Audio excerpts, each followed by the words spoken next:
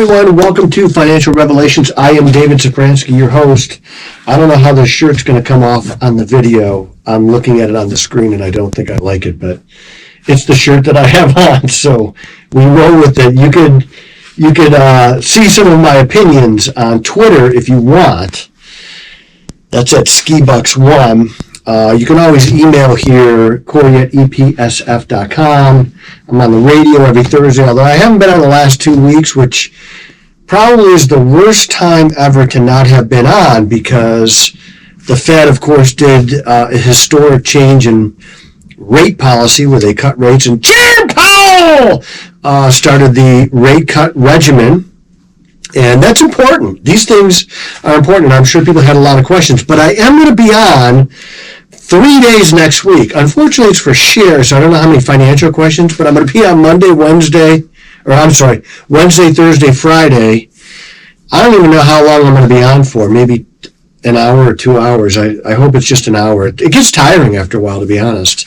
But you'll hear me there. You can always hear me here, and you can always call here, email. All this stuff is running on the bottom.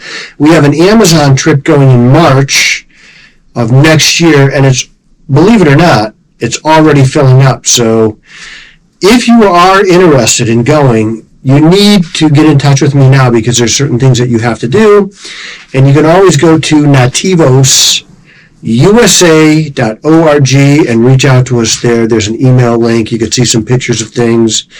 We are updating the website, so if you've been there and it needs a little bit of a refresh, so we're doing that. And Pastor Marcos and his wife Paula, who's also a pastor, they're both here right now, and we're kind of going in St. Louis last weekend. We'll be at a church this weekend.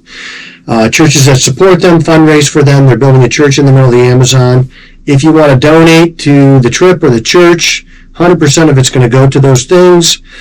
And that's at nativosusa.org. You could do that. So, one of the things, there's a couple of things I want to talk about today, but one of them is preparing for success. And I think, successful people, when they get successful, it's generally not by accident. They have done certain things that have put them in a position to be successful. And I want to give you some of those things today, because I think that Trump is going to win the presidency, and that is going to align some things economically that we need to be aware of. And I think in general, the market's going to be very accepting of that, because it does mean that this onerous tax policy that the Harris-Walz campaign want to enact on you will not happen. For instance, they want to do a 25% unrealized capital gains tax. And what that means is you bought a house, and I'm just going to pick numbers. It's hard to buy a $100,000 house anymore, but the math is easy. So let's say you buy a $100,000 house, and it increases in value by $100,000. Now, you're living in it. You haven't sold it. You're living there. The dog is vomiting on the carpet for you, like my dogs do, all those things. And it's worth now it's worth $100,000 more than what you bought it. Well, you haven't realized that gain. You haven't sold the house. That's going to get taxed. That unrealized capital gain is going to get taxed. You say, well, what's the tax? What's 25%? Okay, some easy math here. You have a $100,000 gain in your house.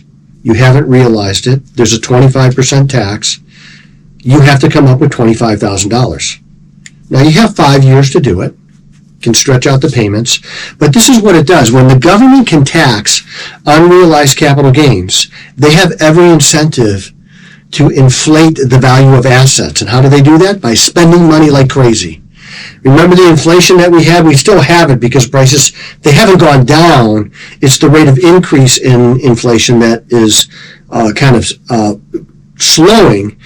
But you go to the grocery store, it's 25% more expensive than it was 3 years ago. Now, there would have been some inflation anyway, but it was very muted under the Trump administration, 1.5%. So if that inflation had continued, you'd say, well, costs would be about 4% higher over the last 4 years.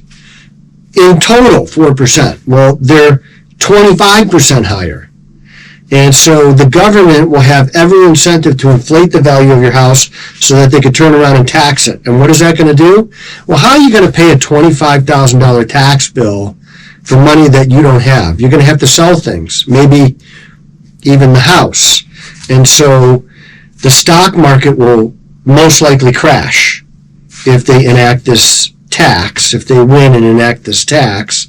We know that they're going to increase the rate of capital gains tax, which tends to slow capital down, slows down the economy. Think about this. If you ride the bus, which I hope you don't, nothing will incentivize you better than riding the bus around here. Now, if you're in New York or San Francisco or Chicago, you probably take public transportation. I totally get that. But around here, probably not. I rode the bus a little bit in college, and that's when I realized I want to graduate and get a job. So if ridership is down on RTA around the Cleveland area, what they do is they cut the price so that more people ride. So think about it this way. If it cost $1 to ride the bus, just $1, and you said, you know what, we're going to make it 50 cents to ride the bus, and you doubled your ridership, you're making the same amount of money. Okay, so you haven't lost anything, but you have exposed more people to riding the bus, public transportation. Let's say that you didn't just, you cut the price in half, but you didn't just double ridership, you doubled it and then added maybe 10% more. So now you're making more money than what you were before. All of your fixed assets are the same. You haven't changed any of that. You still own and drive those buses and pay for the gas and the drivers that are driving them, but you've exposed more people. Well, taxes kind of work the same way. If you lower the tax, you increase people's incentive to make money, to sell things, to experience the capital gain because the tax is lower, and you generate more money. It's a weird concept, but it actually is true. If you lower taxes, you get more money because more people engage in economic activity. That's really what we need. When you raise taxes, you slow the economy down. And there's a lot of wealthy people. I like Oprah, who, she was good friends with Diddy. I don't know if you follow the news on Diddy. She was good friends with Epstein. I don't know if you follow the news on Epstein. And she was good friends with Harvey Weinstein. Do you see a pattern here? These people are weird. And they're billionaires, and they'll say things like, well, I don't mind paying more in tax. Well, when you're a billionaire, you could say things like that. But if you're living on the economic margins, you don't say things like that. You say things like, I wish I had more money in my pocket. I wish groceries were cheaper. I wish gas was cheaper. And gas will be cheaper under a Trump administration. So what we're going to do is we're going to talk about things that will set you up for success in a Trump administration. So number one, if you bought a home recently and you financed it, so you didn't pay cash for your house. Most people can't pay cash for their house, okay? I didn't even pay cash for my house. It's very typical to put a mortgage on your house. Now, I sold a house that it was highly appreciated, so I put a lot of money down on it, and so my mortgage is relatively small, but I have a 2 7/8 mortgage, so there's no refinance opportunity for me.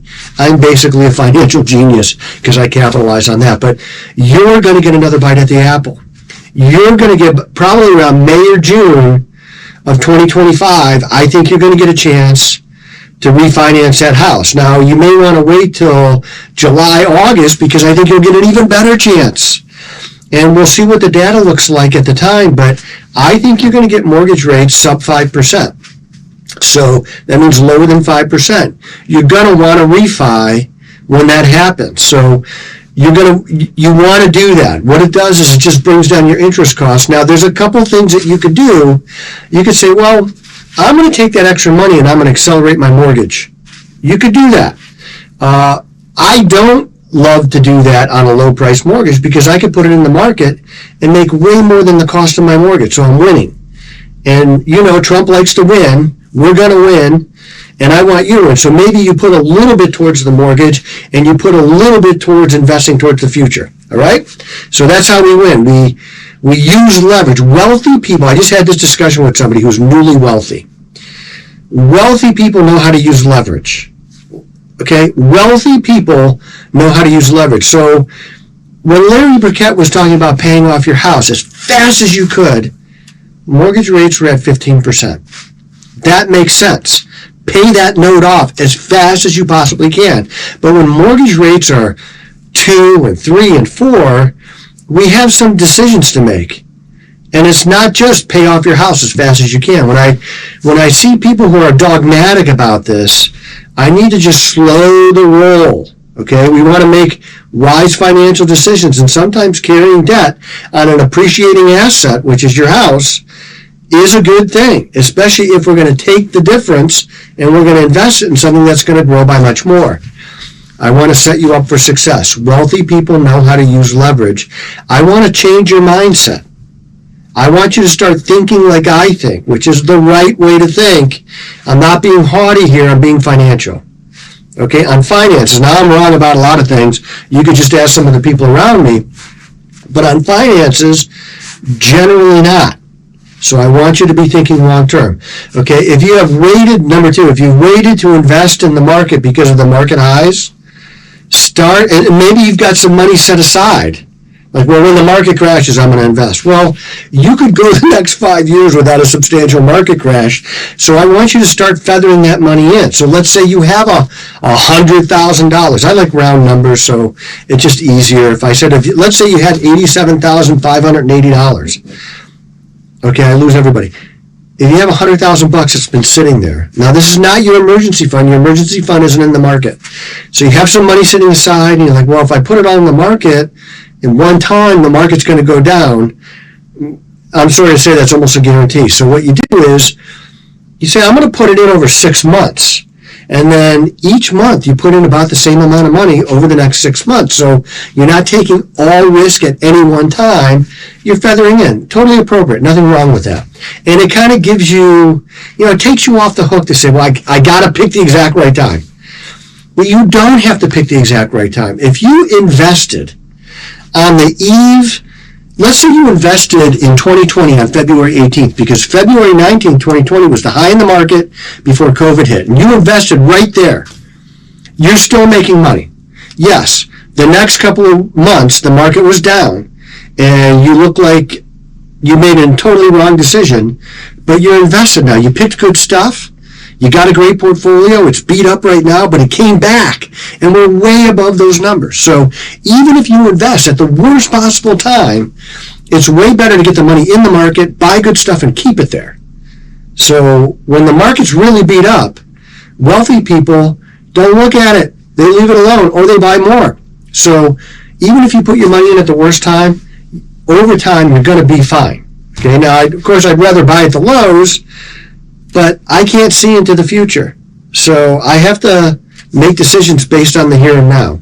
So stop obsessing about the future and get invested.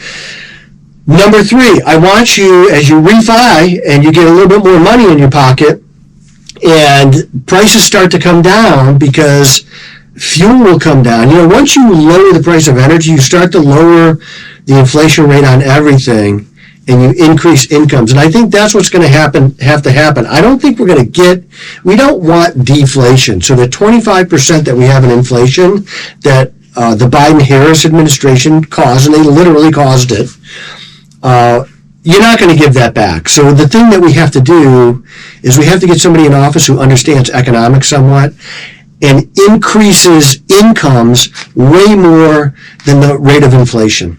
So you get 5-6% income growth, you get 1-2% inflation growth, you've got a spread there of a couple percent, you do that for a few years, and we're going to forget about that inflation that happened because our incomes are going to outgrow. But as that happens, I want you to pay off high interest rate debt.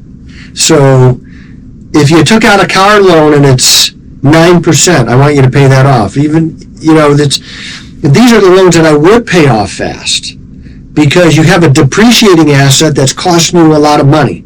So those loans you want to give a bullet to as soon as you can. If you got credit card debt, if you're running credit card debt, you got to pay that off. Is it going to be a sacrifice? Potentially, but I'm telling you it's worth it, because you get that lump paid off, and that interest rate payment out of the way. Now you've got a lot of money in your budget where you could start saving. Wealthy people don't carry high interest rate debts. They just don't. They don't live paycheck to paycheck. They don't run credit card balances. They pay them off. I haven't run a credit card balance. I've been married for 32 plus years. I haven't run a credit card balance in 31 and a half years. My wife wouldn't let me. And it was, my wife is kind of the CFO of our house. And she runs our budgets and she manages the household and she does an extraordinary job doing it. And she's very frugal with things. And she saw my credit card statement when we were newly married, and I said, I'm just going to pay the minimum. And she looked at me like I had three heads. That was never going to happen. And I, quite frankly, at that time, I was afraid of my wife. So I took her advice, and it's good advice. It's the advice I give people. So, even though I've been in finance now for 33 years, I could still learn things from people, and I still do. I'm looking to learn things. That was one of the things that I learned early on from somebody who was really good with money, my wife, and she's still really good with money and budget. She's a budget hawk, tracks everything, and I love this about her because we need it. These things we need. I manage a business, she manages the household. And we both have our strong suits. So as prices go down and incomes go up, I want you to really work on your budget. You must have a budget. So you're going to reset your budget too, because you have more money in your budget. And that means if you don't have a budget, I want you to get a budget. It's not as hard as you think. And we can walk you through that. So you're going to save more. You're going to spend less. You're going to save more money as a percent of your income. I work in percentages because they're true numbers. Sometimes when we see a portfolio, we say, well, this is how much we're going to put here. And the number's so big, people are like, oh my gosh, what? You say, well, that's 5% of your investable assets. So you work in percentages. You're going to save more as a percentage of your income, and you're going to spend less. And you're going to save for the future. So you always have your emergency fund, always have that 3 to 6 months of your have-to bills. And to know your have-to bills, you really got to know your budget. So it's really, I can't stress enough how important knowing your budget is. Now, it doesn't mean you have to be dogmatic about it. And, it's a budget is, I tell people, a budget is not a spousal bludgeoning tool. You don't get to beat your spouse up because she bought a pair of shoes or he bought a boat. Unless you agree on those things, you shouldn't do that anyway. I mean, the shoes, I don't think you have to agree on shoes to buy them, but a boat, something expensive, yes, there should be consensus on that. But a budget is just an information tool that you use to be financially successful. And I know every corporation that we work with, every wealthy person that we work with, every financially successful person that we work with has a budget. Now, I know what you're thinking. Financially successful, that means they're rich. No, it does not mean that.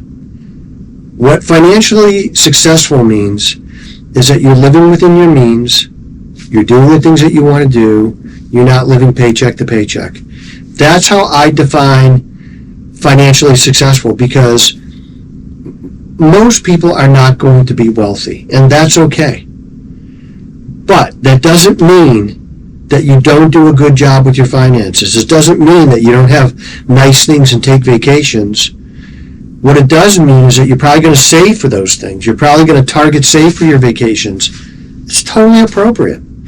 And I love to see people doing that. And we work with people all across the socioeconomic spectrum. Because of the radio, a lot of people come here that are never going to be clients, and we help them just get things situated, get going in the right direction. So I am David Safransky, a real American, a true gun-loving, gun-owning, red-blooded patriot, and the voice you can trust.